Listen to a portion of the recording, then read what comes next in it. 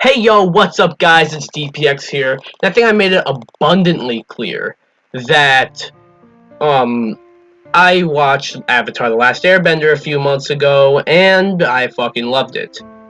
So I was very interested in seeing more, and I wanted to watch The Legend of Korra. And with Korra recently dropped on Netflix, I watched it and then rewatched it to, know what I'm saying in this video. Yeah, so I kind of watched it twice, yeah. So yeah, I'm ranking all the characters from The Legend of Korra, similar to how I did for Avatar: The Last Airbender. Yeah, that's what we're doing. This is I didn't create this. This is just a community created, I guess. Listen, I just drag them over. This also isn't all the characters. There are some characters missing, and they're also all in alphabetical order. So yeah.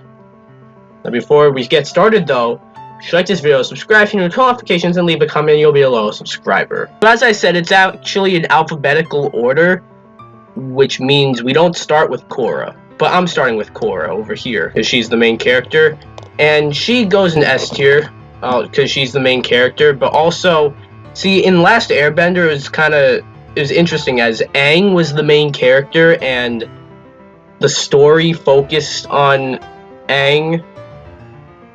So we had the most time with him and everything. But Zuko was the one who got the most significant arc in the whole series. But this time, Korra is both.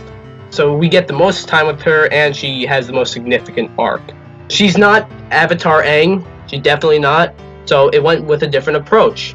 And also just the stress she went through in season 3, at the end of season 3. Yeah, we're getting into spoilers, by the way. But the stress she went through at the end of season 3 and beginning of season 4, like, I really liked Korra in this. She's a good character. Now we go in alphabetical order with Aang. And you see, I put Aang in S tier in the Last Airbender tier list, but this time Aang's really just what is effectively like a hallucination. I mean, it's where the Korra connected with the avatars, yeah. And Aang's in a flashback scene. That's really it. So I'm putting these putting the characters, the characters that returned from Last Airbender. I'm ranking them based on their merits within this series, not their merits within the whole franchise. So Aang, I'm gonna put him in C tier because he didn't do much here. So Amon's pretty cool. See, his thing, he was the main villain of season 1. His thing is, he wanted equality, so his intentions were good, but he did that by wanting to rid the world of benders. So that was where he crossed the line and took his ideology too far. This is explained in one of the episodes as well. All the villains are like similar, like they had a good intention but went too far with it. We'll get to that with each villain when we get to them. Amon's pretty cool, if not just for his design and voice alone. And sorry if you heard that buzz, by the way. And his ability to take away bending, where it starts to sorta, I didn't like completely dislike him. Where it starts to sorta fumble a bit is like towards the end of season 1, where it's revealed he's a bender and he's just a fraud. That bumps him down a little bit, but I'll still put him in A tier because he was a really good villain. Asami, she's alright. She's probably, I don't know, she might be my second favorite member of Team Avatar. I don't know, I've heard the complaints that she's used as sort of just a plot device, and I do kind of see that. Like, at least in book 1, and the later books, she's a lot more important and significant, and she's also She's also a pretty good fighter as well. When she was introduced, though, she wasn't much, really.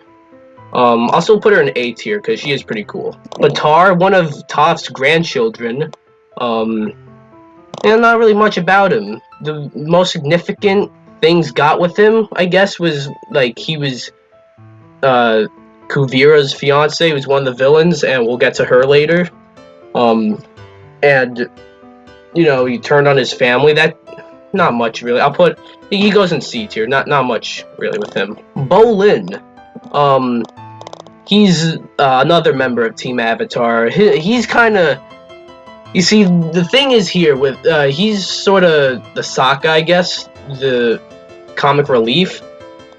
In that sense, he's kind of the Sokka of this Team Avatar, but he's not the Sokka in the way that Sokka was the idea guy. This dude was not the idea guy.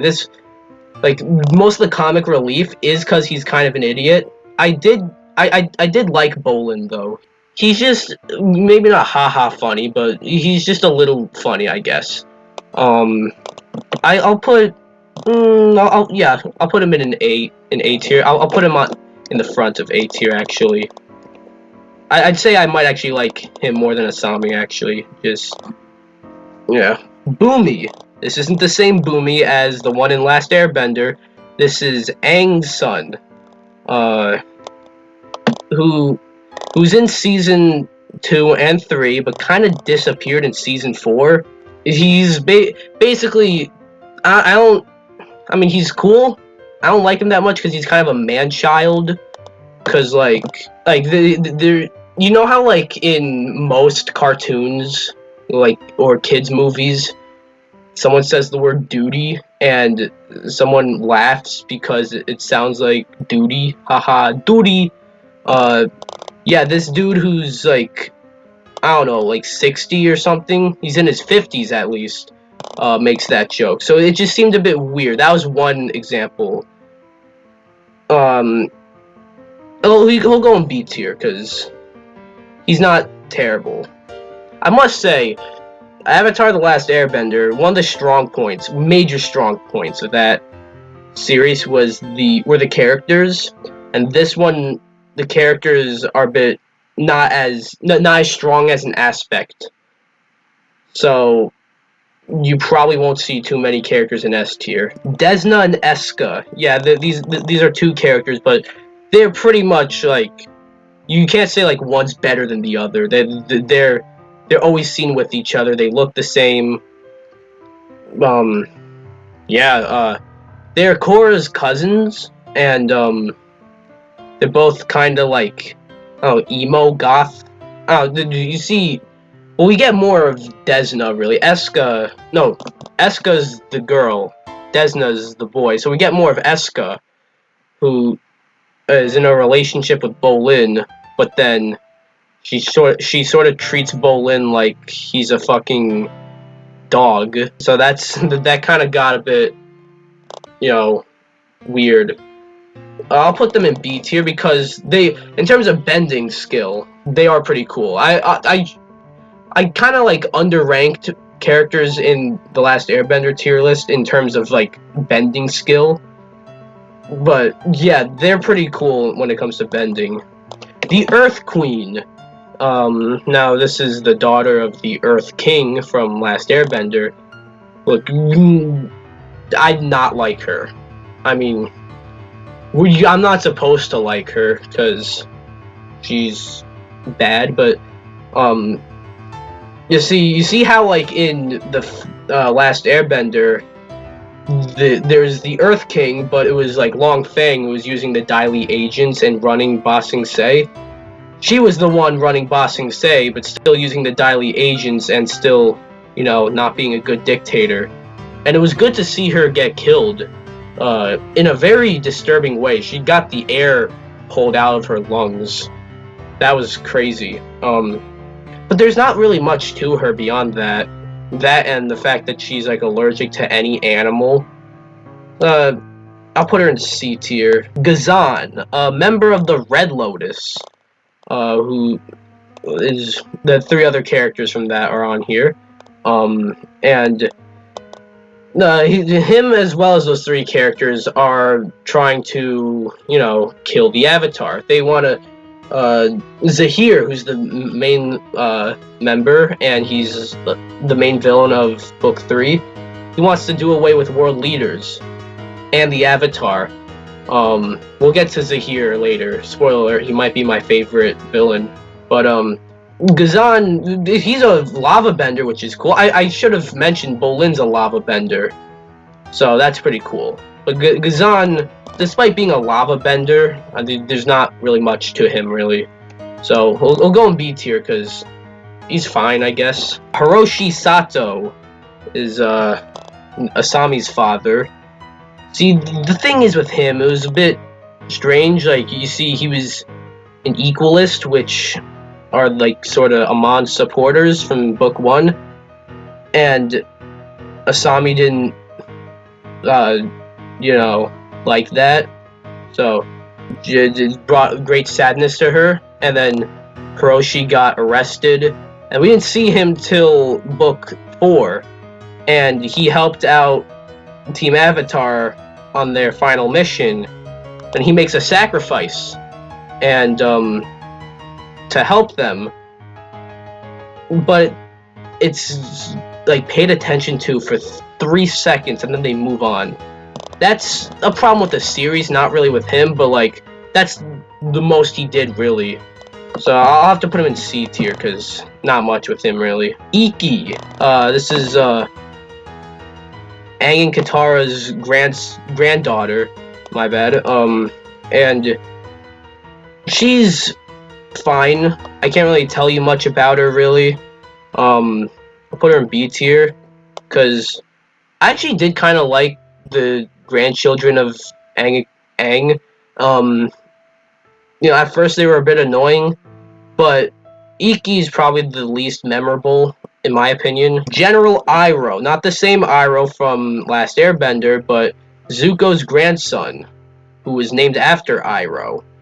And he's like a general of the Fire Nation, and he's also voiced by Dante Bosco, the same person who voiced Zuko, which that's a nice touch there. But he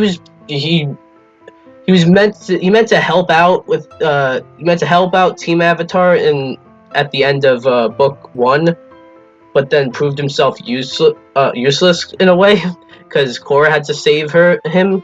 But then and he barely appeared for the rest of the series.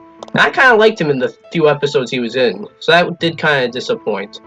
So I'll put him in B tier. But yeah, this is a character I would have liked to see more of. And we have Iroh, like Uncle Iroh, who really only made appearances in the spirit world. And I mean, it's Iroh. I can't put him too low, and he still had his like Iroh charm.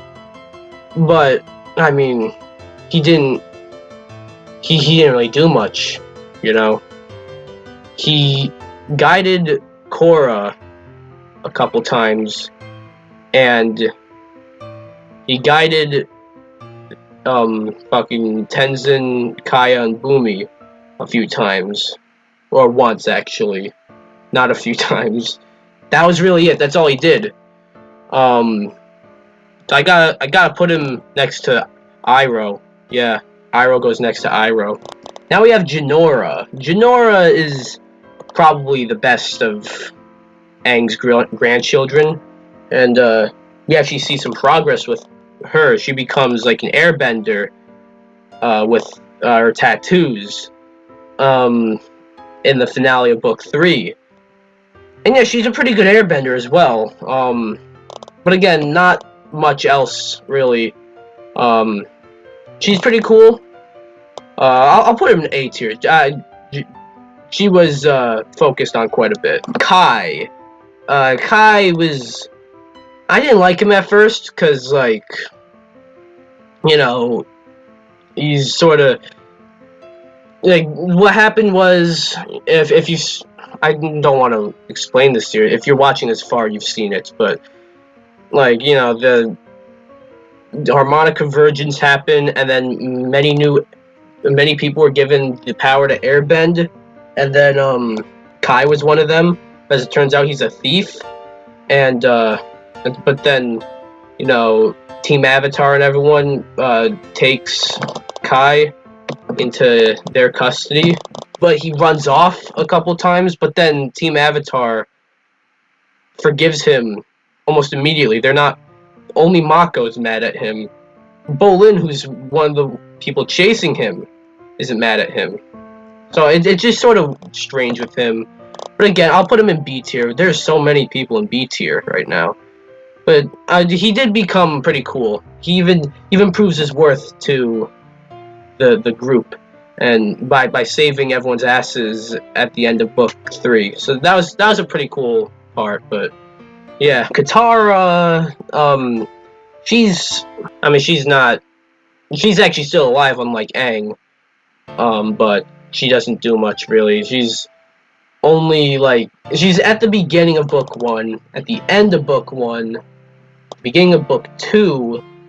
Don't think she was in book 3 at all.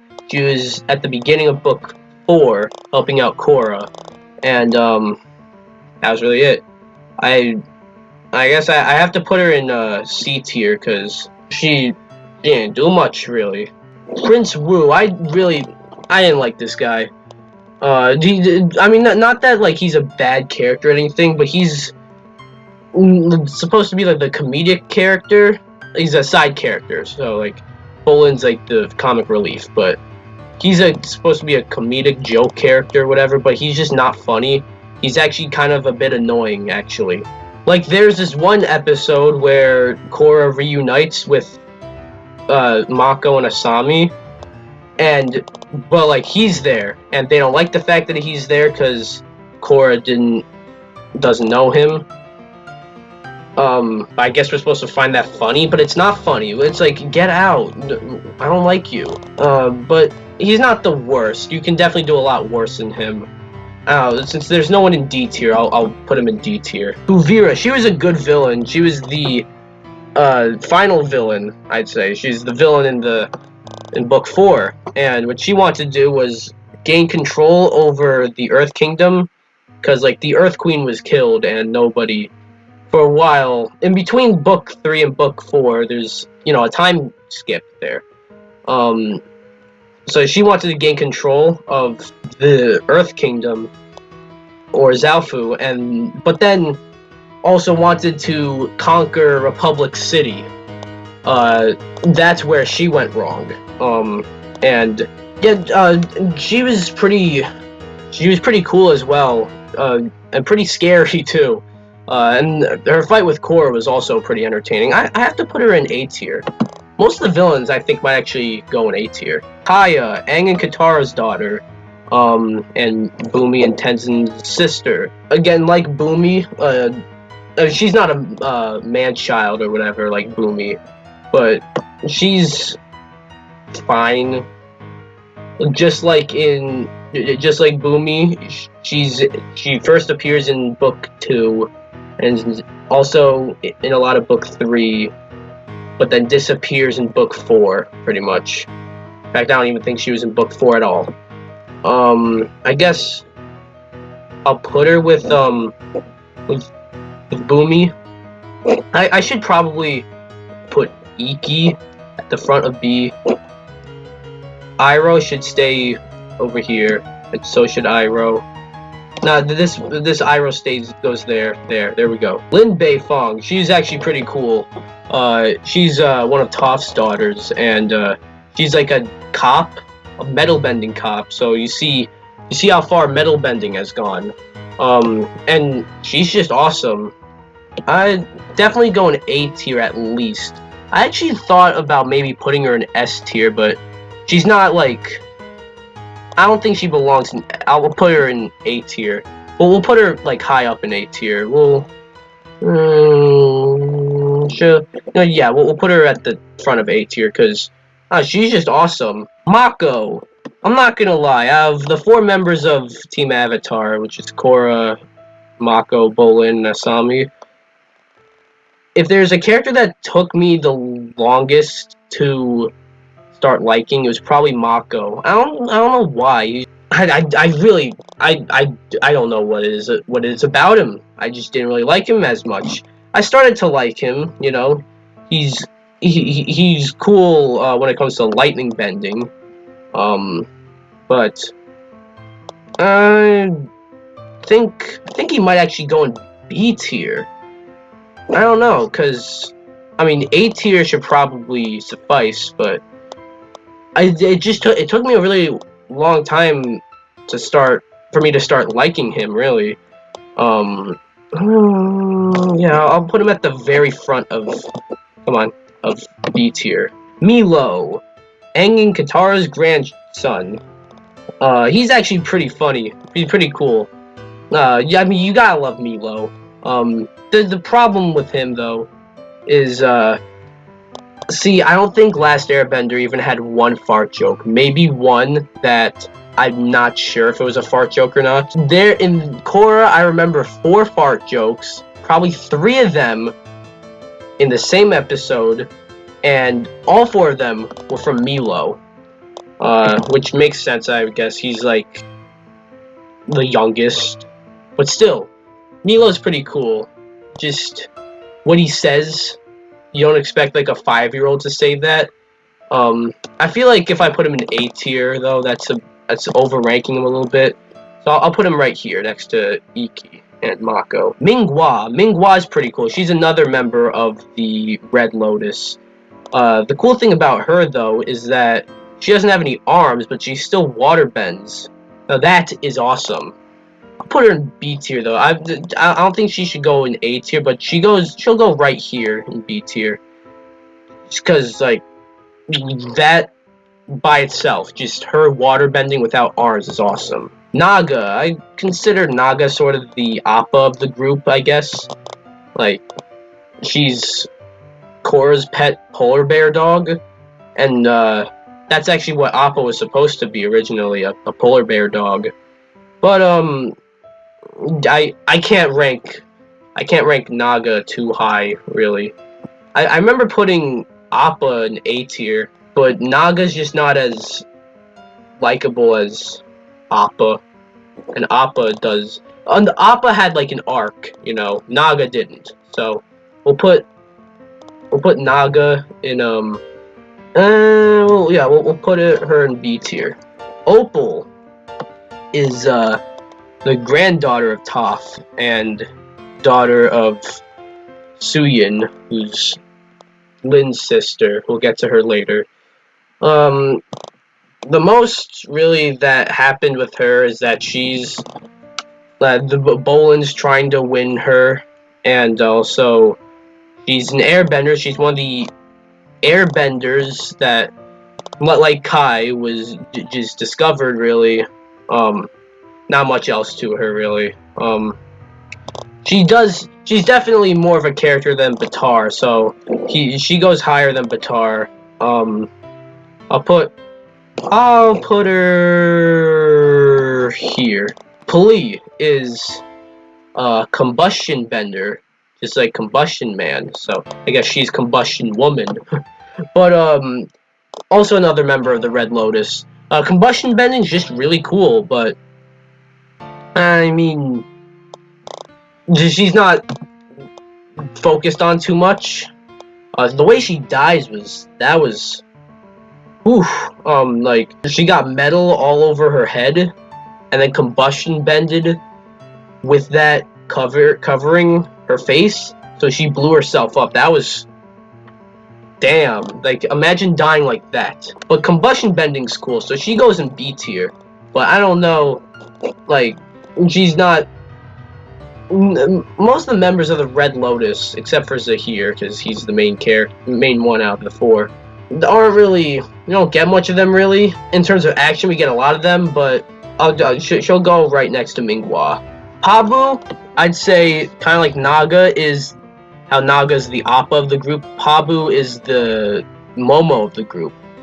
He's sort of the little 4-legged small pet, I guess. But he goes next to Naga, because I mean, Pema, who's Tenzin's wife, and as well as Genora, Iki, and Meelo's mother. That's the most depth she has, really, just being a mother.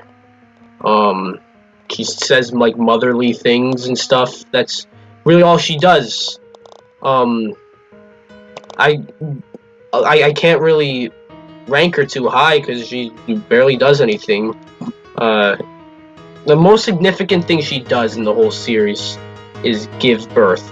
Rava. Now this Rava is an interesting one because you see, it was mainly in a flashback, or I guess effectively a flashback. But whatever. You guys know it's from the beginnings episodes, and turns out Rava is the spirit of light and fused with the Avatar. So the Avatar is like part spirit, part human. So that's interesting right there. As for Rava as a character, I don't know. It's just the light spirit. That's really it. I guess goes right there in B tier. President Reicho. He's president of the Republic City. Look, he's not. He's I don't know, man. He's just sort of there. Like, the most he's ever done was say no to almost everything thrown at him.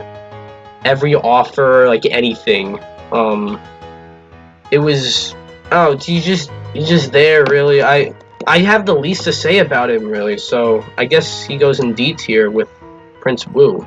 Saka, this one hurts me because, like, he's dead, but Aang was dead too. But he was in effectively a flashback, and he's also, connected with Korra. But Sokka's only in a flashback. He's in like a few seconds where he's shown,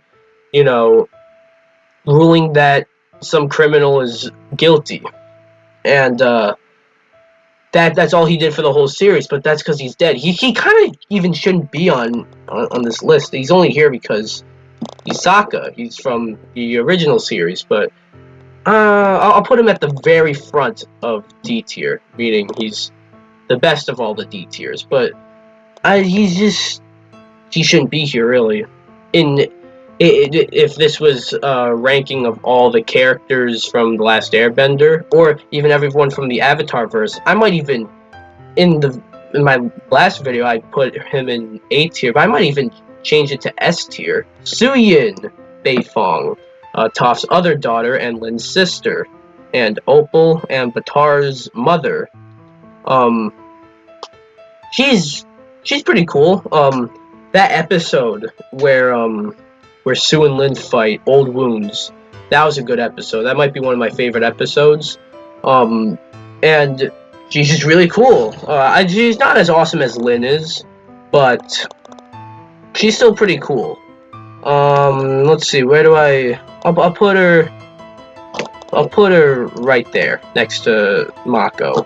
Now we have Tarlock, who is Amon's brother, but that wasn't always, like, that was a big twist. He's pretty cool. He wants to add Korra to his little task force to stop Amon, but then Korra doesn't want to be in his task force, and then Tarlock arrests Korra's friends, and then they get into a fight, and then Tarlock is a bloodbender. Like, he does stuff to make you hate him. But then he gets his bending taken away, and it should be like, yes! But then Amon is the one who takes his bending away. But even though everyone already found out that he was a bloodbender and quite bad, everyone all acts enraged that fucking Tarlock's bending was taken away. That was just strange to me. So Tarlock is pretty cool, but I'll put him in C tier, though. Tenzin might actually be the second most important character next to Korra. Yeah, I'll put him in S tier because first of all, J.K. Simmons voices him. That's pretty cool and does a great voice for him. And also, you know, he's trying to rebuild the an entire culture of airbenders, and he's very dedicated to doing that. And he's also sort of Korra's mentor, and yeah, he's just a really likable character. Yeah, and of course he's Aang and Katara's grandson, not grandson, just son. So yeah, Tenzin goes in S tier. Now we got Tarlock, who's Korra's father, and is a pretty good waterbender. In terms of character, not much really. I mean, there's the backstory where he got banished from the Northern Water Tribe. That's the most we got for him. But he is pretty cool. In fact, he's very cool actually. I'll put him in B tier somewhere. We'll put him right there. Sure. Toph. Toph is probably the out of all the characters that returned from Last Airbender, Toph is probably the one that's gonna be ranked higher than everyone else. She's sort of like an old master in a way, and it actually does kind of remind me of Yoda actually, because in the way that Korra finds Toph in a swamp, and Toph is like sort of in a way a shell of her former self, but not really, because she has great connection with everything that's going on with the vines. So I shouldn't explain it. You know what I'm talking about if you're watching this far in. The only thing is she's not in it that much, and she shouldn't be because she's not a new character, and they should focus more on the new characters. But so I guess the highest I could rank her is B tier. Why there's so many people in B tier? But yeah, I'll put her right there next to her daughter. Unalaq is like the main villain of Book 2, and definitely the weakest villain. His thing, he wanted to, how the Avatar is like a bridge between the spirits and the humans. He didn't want there to be a bridge, but it's sort of like why. Well, I don't get why he has to turn evil for that. He went too far by trying to completely get rid of, Rava. Or no, he did not that. He tried to break Vatu, who's the dark spirit, out of the prison he was put in for like 10,000 years, and wanted darkness on the world or whatever, and chaos. See, there's like, look at Amon, for example. He wanted equality, which those are some good intentions, but then went too far when he tried to get rid of benders. But he got rid of benders, trying to get rid of benders to have equality. That's not really. There's sort of just something missing there for Unalaq, I feel.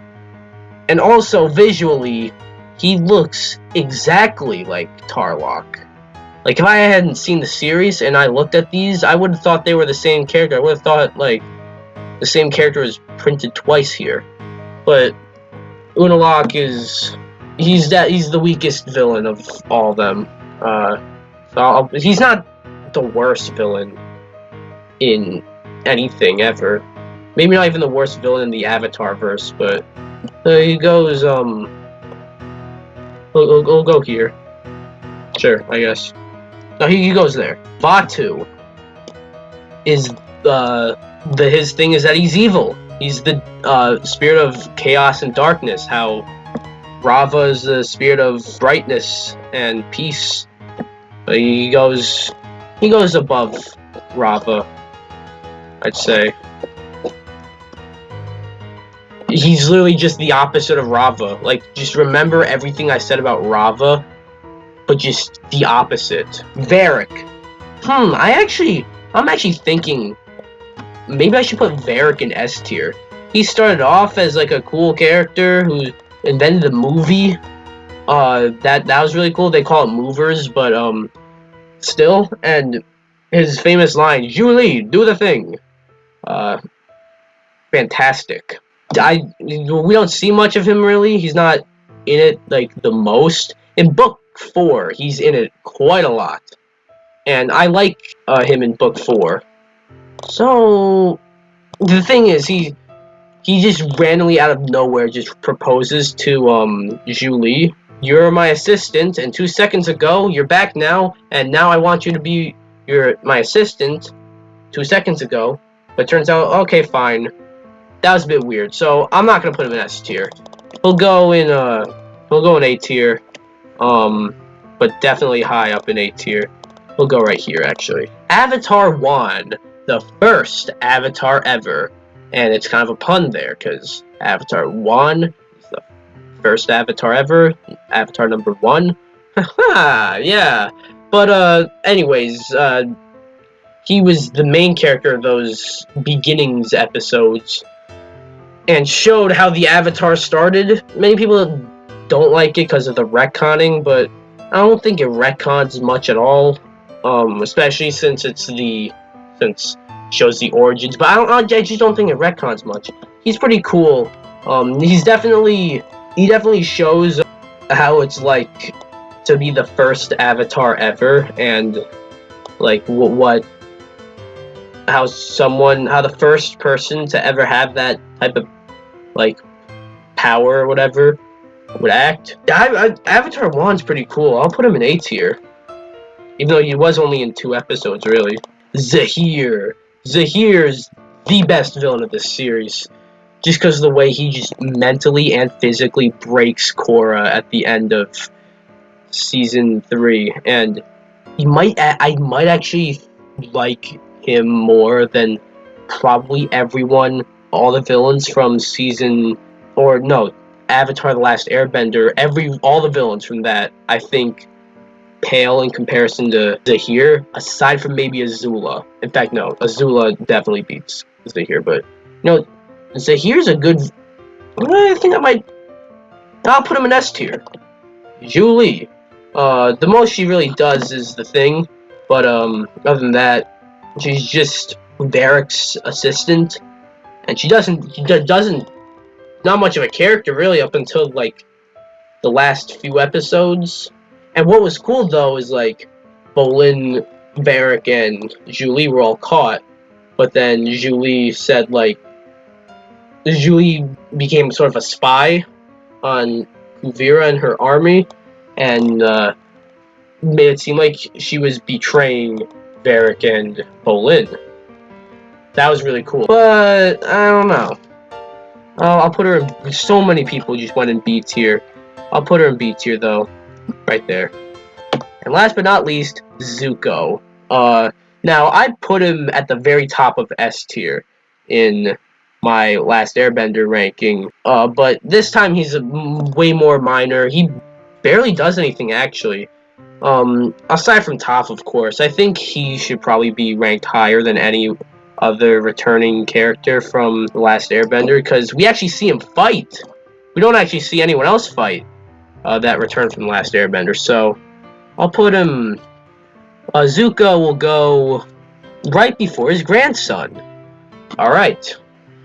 And that is my Legend of Korra character tier list. So, yeah. What do you guys think? Be sure to like this video, come subscribe, and I'll see you guys in the next video. Goodbye.